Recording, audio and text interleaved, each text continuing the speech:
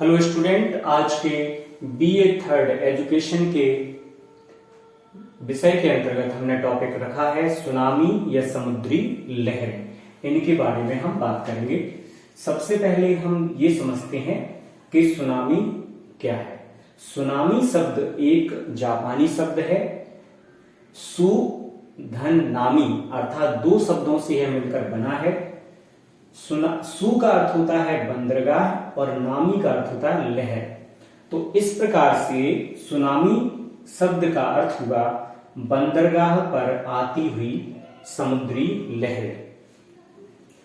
बंदरगाह ज्यादातर समुद्र के किनारे ही बनाए जाते हैं। बंदरगाह वह स्थान होते हैं जो कि ऐसे समुद्र तटों पर विकसित हो जाते हैं जो समुद्र तट कटे फटे हों। समुद्र तट के कटे फटे होने का फायदा ये होता है कि जो भी जहाज होते हैं, पानी के जहाज, छोटी नाव, बड़ी नाव, स्ट्रीमर इत्यादि, वो आसानी से समुद्र के किनारे लग जाते हैं। समुद्र तटीय बंदरगाहों की विशेषता होती है कि उनके किनारे कटे फटे होने से आसानी से जहाज इत्यादि वहां पर पहुंच जाते हैं। जैसे हमारे देश का एक प्रमुख बंदरगाह है गुजरात का कांदला बंदरगाह, जो कि काफी अच्छा बंदरगाह माना जाता है समुद्र क्षेत्र में। और दूसरा प्रमुख बंदरगाह है बंबई, जो कि महाराष्ट्र राज्य में है भारत के, और ये भी एक अच्छा बंदरगाह माना जाता है। तो समुद्र के किनारे बहुत सारे बंदरगाह पाए जाते हैं। जैसे चेन्नई भी एक बंदरगाह है, कलकत्ता भी एक बंदरगाह है। तो समुद्र के किनारे, नदियों के किनारे जो कटे फटे स्थान होते थे, वहां पर नावों, जहाजों इत्यादि को रोकने के लिए, स्थान देने के लिए जो स्थान बनाए जाते हैं उन्हें बंदरगाह कहते हैं। तो बंदरगाह पर आती हुई लहरों को ही सुनामी कहा जाता है जापानी अर्थ में। सबसे पहली बात है कि जब भी सुनामी लहरें आती कैसे हैं, मुख्य रूप से ये समझ लें। तो समुद्र तल में जब भी भूकंप की स्थिति उत्पन्न हो जाती है और वह भूकंप जिनका आकार बहुत विशाल होता है सामान्यतया, और ऐसा माना गया है कि उनकी तीव्रता 8 होती है रिक्टर स्केल पर, और भूकंप को किससे मापते हैं? सीस्मोग्राफ नाम के यंत्र से मापा जाता है भूकंपों को।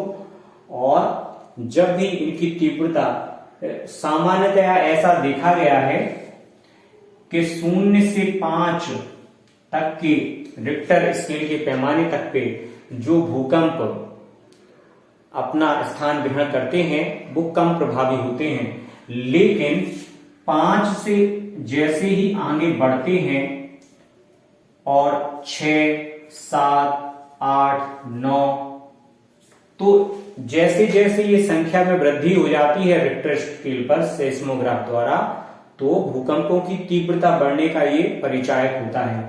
5 से अधिक होने पर 6, 7, 8, 9 उसकी तीव्रता बढ़ जाती है, यानी कि उसकी भयानकता भी बढ़ जाती है। वो उतने ही भयानक रूप में पृथ्वी पर अपना रौद्र रूप दिखलाती हैं।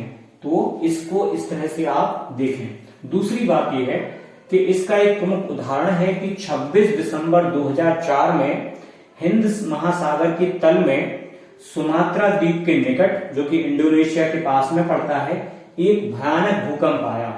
और इस भूकंप की ताकत को 32,000 हाइड्रोजन बम की ताकत के बराबर माना गया भूकंप विज्ञानियों के द्वारा, ऐसा सुनने में आया है। भूकंप आने पर क्या हुआ?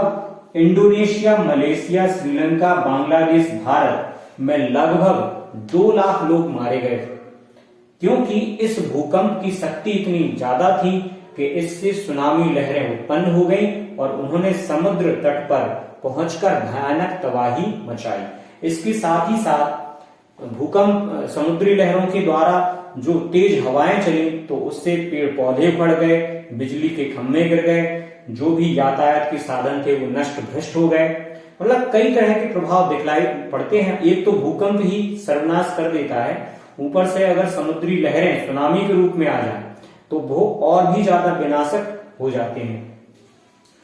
कहा जाता है कि इंडोनेशिया में लगभग 80,000 लोग इस सुनामी के कारण मारे गए। श्रीलंका में 30,000 लोग की मृत्यु हो गई। भारत में 20,000 लोगों की मृत्यु हो गई और इसकी जो तीव्रता थी, सुनामी लहरों को उत्पन्न करने वाले भूकंप की तीव्रता 8.9 थी रिक्टर स्केल पर, और इसका मुख्य केंद्र सुमात्रा द्वीप को माना गया। सबसे पहली बात है कि सुनामी आती किससे है? सुनामी आती है भूकंपों से।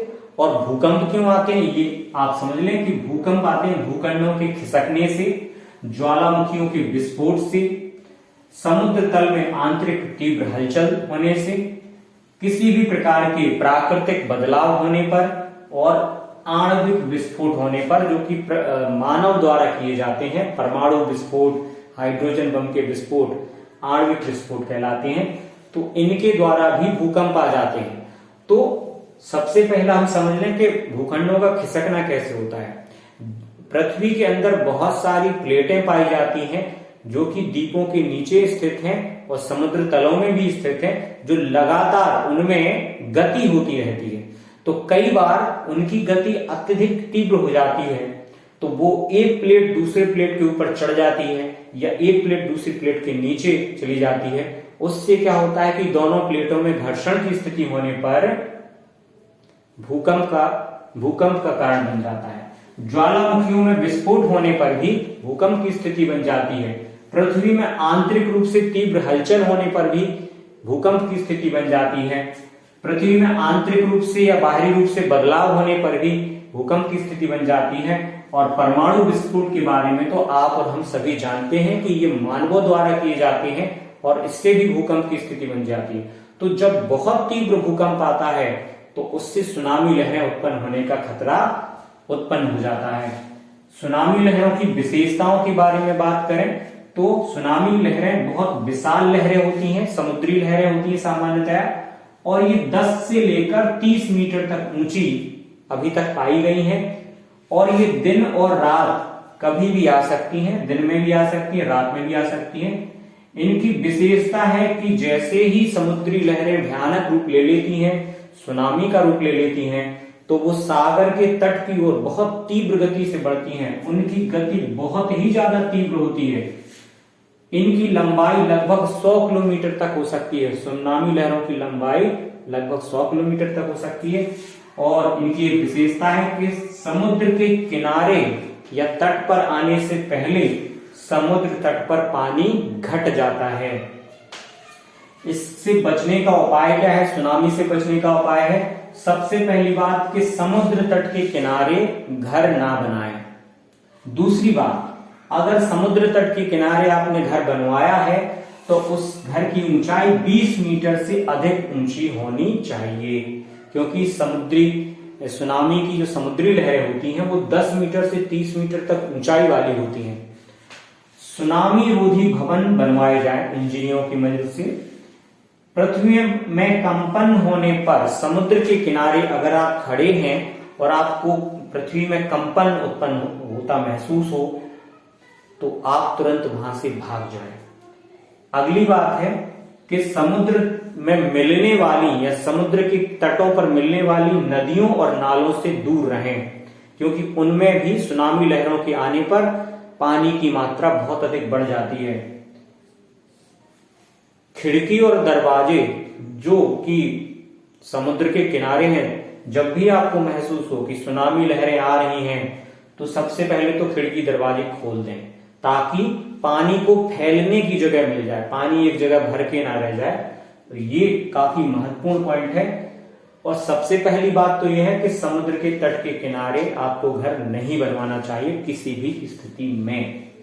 ठीक है, तो इन सतर्कता या उपायों के माध्यम से भी आप सुनामी लहरों से या उनके दुष्परिणामों से बच सकते हैं।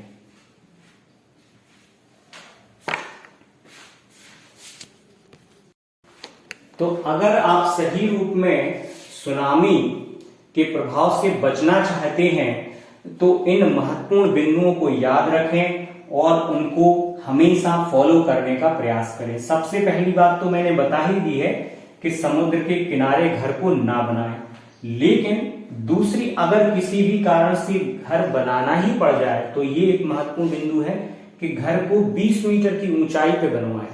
यानी आपके भवन की ऊंचाई काफी अधिक होना चाहिए, क्योंकि समुद्र के किनारे अगर तूफान आ रहे हैं, आजकल लगातार समुद्री तूफान आ रहे हैं समुद्र तटों के किनारे, तो घर के ऊंचे होने पर समुद्र का जो पानी है वो उसमें काफी देर में भर पाएगा और आप सुरक्षित रहेंगे परिवार के द्वारा।